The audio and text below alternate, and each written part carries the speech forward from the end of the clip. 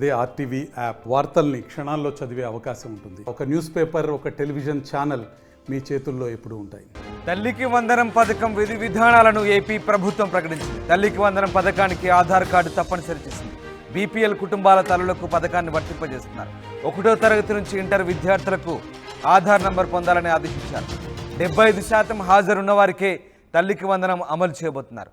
తల్లికి వందనం పథకం కింద 15,000 ఆర్థిక సాయాన్ని అందజేస్తారు. జగన్ అమ్మఒడి పథకాన్ని తల్లికి వందనంగా మార్చింది ప్రభుత్వం.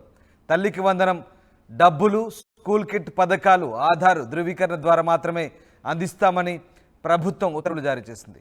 జగన్ అమ్మఒడి పథకాన్ని తల్లికి వందనం పథకంగా మార్చిన కొత్త సర్కార్ తాజాగా విధి విధానాలు జారీ చేసింది. ఆధార్ కార్డును తప్పనిసరి చేసింది.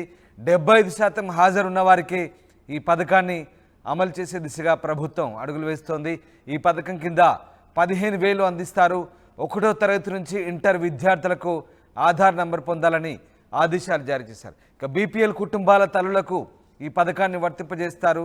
అయితే ఆధార్ కార్డు మాత్రం తప్పని చేసింది ప్రభుత్వం. రాజేష్ జైన్ అవుతున్నారు. రాజేష్, జగన్ అమ్మఒడి పథకాన్ని తల్లికి వందనంగా మార్చిన ప్రభుత్వం ఎలాంటి విధి విధానాలను రూపొందించింది? దీని ద్వారా ఎంతమంది లబ్ధిదారులు లబ్ధి పొందే అవకాశం ఉంది?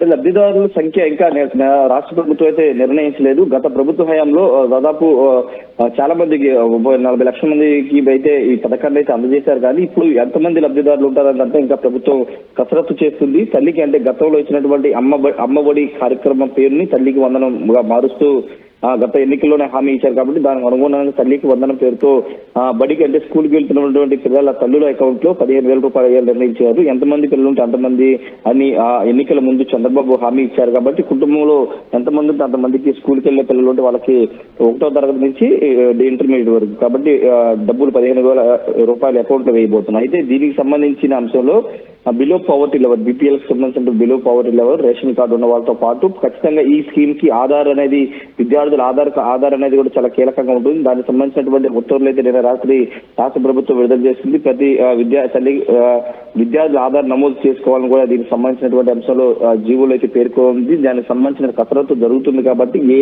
డాక్యుమెంట్స్ అవసరం అవుతాయి, ఏ విధంగా ముందుకు వెళ్ళాలని దానిపైన కూడా ప్రభుత్వం కొన్ని విషయాలతో జీవోని కూడా విడుదల చేసింది.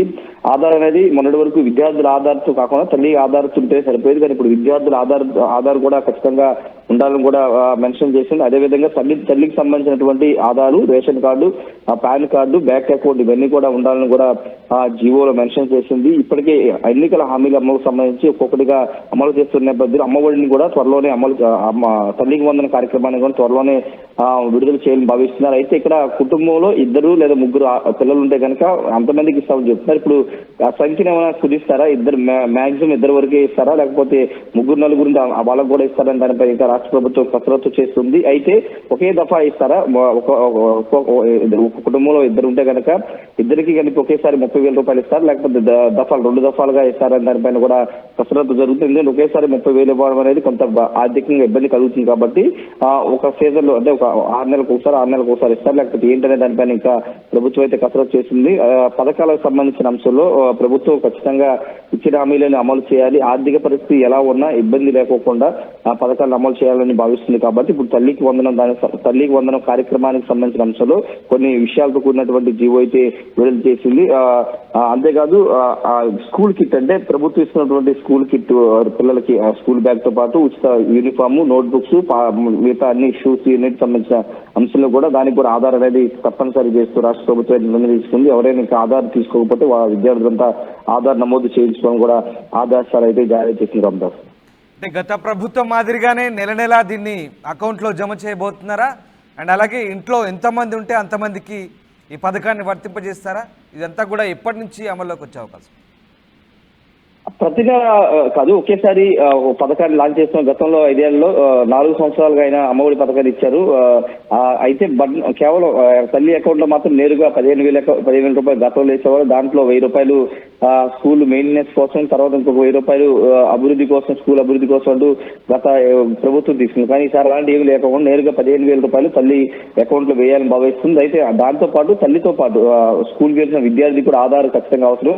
ఇది కేవలం ఇది అంటే పథకాన్ని లబ్ధిదారుల సంఖ్య తగ్గించడానికి కాదు, ఒక పారదర్శకత తీసుకురావడం ద్వారా అంటే ఎంతమంది విద్యార్థులు నిజంగా పేద విద్యార్థులు ఉన్నారు, ఎంతమందికి లబ్ధి చేకూరుతుంది, ఒక పారదర్శక ఖచ్చితంగా తీసుకురావాలనే ఉద్దేశంతోనే ఈ విధానాలు తీసుకొస్తున్నామని ప్రభుత్వం జీవోలో కూడా మెన్షన్ చేసిన పరిస్థితి. అయితే ప్రతి నెల అకౌంట్ అయితే ఒకేసారి 15,000 ఒక పిల్లవాడు ఉంటే 15,000, ఇద్దరు ఉంటే 30,000 ఒకేసారి వేస్తారా లేదా ఒక దఫల వారీగా వేస్తారని దానిపై ఇంకా నిర్ణయం తీసుకోవాల్సి ఉంది. అదొకటి మాత్రమే పెండింగ్ ఉంది. మిగతా అంశాలు గతంలో ఎలాగైతే ఇచ్చారో అదే విధంగా ఇస్తారు. కాబట్టి కొన్ని ఈ రోజు ఇచ్చిన జీవో ప్రకారం కొన్ని విద్యార్థుల ఆధార్ కూడా కీలకం కాబోతుంది.